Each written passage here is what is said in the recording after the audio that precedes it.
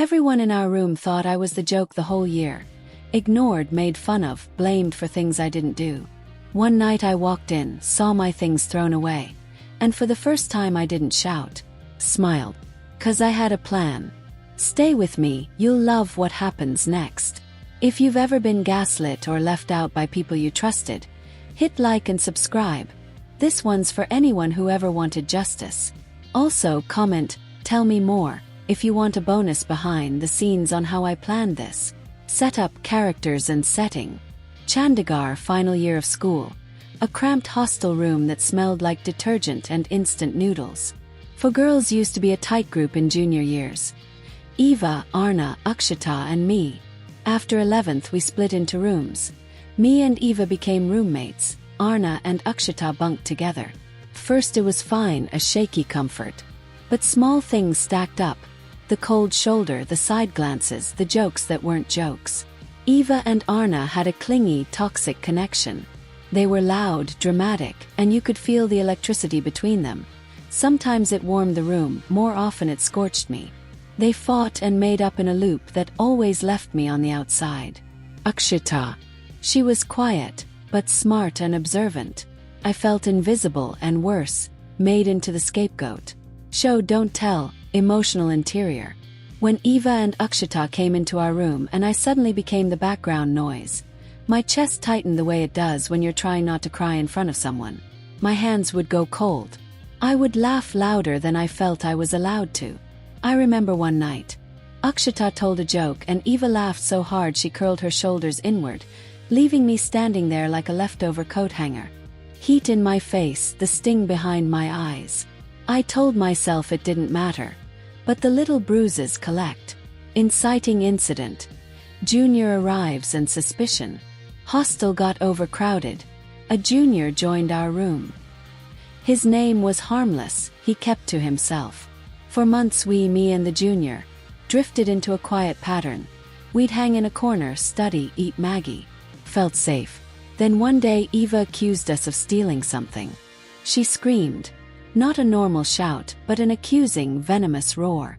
She'd lost something small but important to her.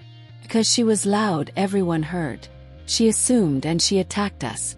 I remember the scene. We were downstairs talking. Nothing loud, just talking. And she stormed in, face red, hair in her eyes, accusing us with words like knives. The junior and I looked at each other. A slow, helpless anger rose. We went back to the room and found chaos. Eva had thrown my notebooks, my photos, my things were scattered. It was deliberate. Escalation, humiliation, and betrayal. She cursed me in front of everyone, called me names, implied I was petty, I stole, I was ungrateful. The hostel walls echoed it. Akshita, who knew more than she let on, didn't stand up at first. Arna shrugged and smiled like she enjoyed the show. The junior stayed quiet. I felt the old shame wash over me. But this time something different happened. I didn't choke on it. Catalogued it. I remember picking up a photo of my mother from the floor. The corner creased with Eva's fury. My heartbeat was a metronome in my ears. I could feel the heat in my palms, a slow, deep, gathering heat. I wanted to scream, to hit, to cry, but instead I felt my throat clear. I decided this was not going to be another bruise I quietly wore. It was going to be evidence. Turning point, resolve to act. That night I lay awake. I replayed every time they'd laughed at me. Every time Eva had been vindictive. I thought about fairness. Not violence, not grand destructive acts, but something that would make them feel the consequence of their cruelty. Publicly, undeniable, and with dignity on my side. I made rules for myself. No slander, no threats, only truth and timing. Revenge that's messy is easy.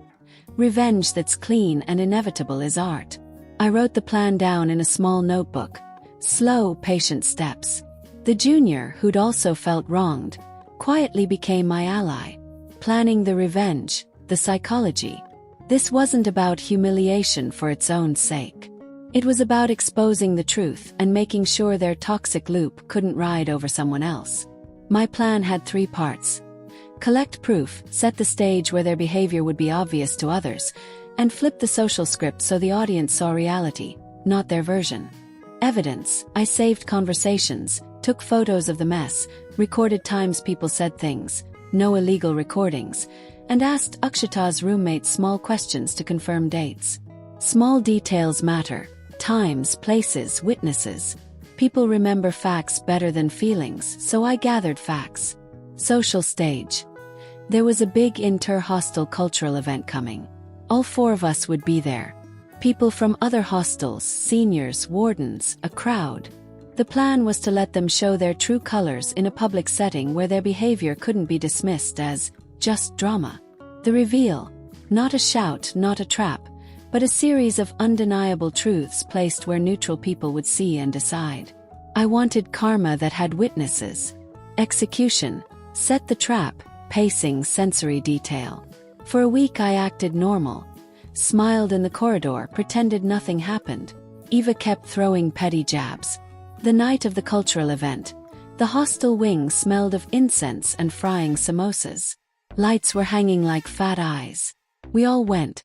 During the event, Eva and Arna started their usual show, whispering insults, cutting looks. At one point they began mocking another freshman, pushing them gently with smiles, gaslighting. The crowd around them laughed politely, the kind of laugh that wants to avoid trouble. I felt nausea mixed with relief. This was it, the public behavior. I waited until a lull during the event. Calm voice, clear facts. I stood up and walked to the organizer, a senior warden who I knew respected fairness, and quietly handed over the documentation.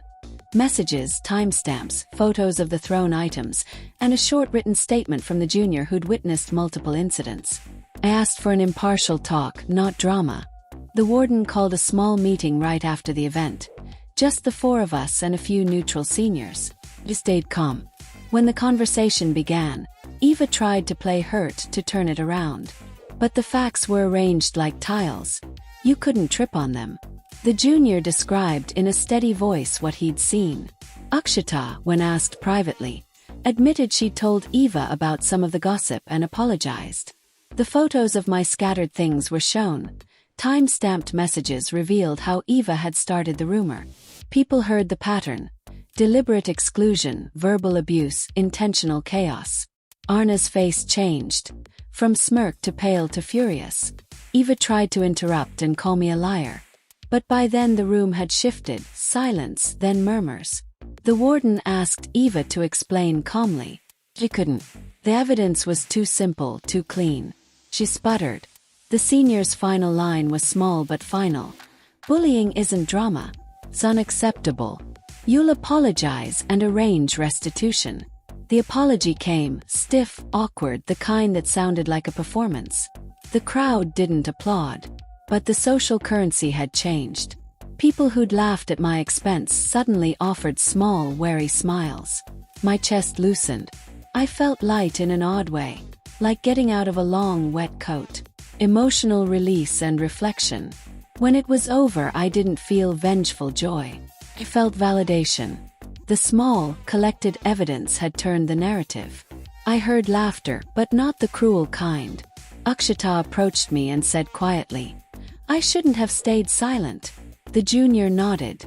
Eva avoided my eyes. Arna left the room. The real victory wasn't the apology. It was the end of that pattern, the end of being the default victim. That night I slept without the fight or flight knot in my chest for the first time in months. Moral justification, why this felt earned. Revenge felt earned because it was based on truth. I didn't humiliate anyone with lies or private shaming. I assembled facts, gave people a chance to respond, and let justice be social and official. People who did wrong had to answer. That's different from cruelty. I wanted fairness, not to become what had hurt me. If you're in a place where you feel invisible, don't rush to explode. Gather your facts, trust your dignity, and use the right pressure points. Justice that's patient lasts longer than revenge that's loud. If this story hit you, smash that like button and tell me in the comments, what would you have done in my place? Also subscribe for more real revenge stories and honest lessons. I drop a new one every week.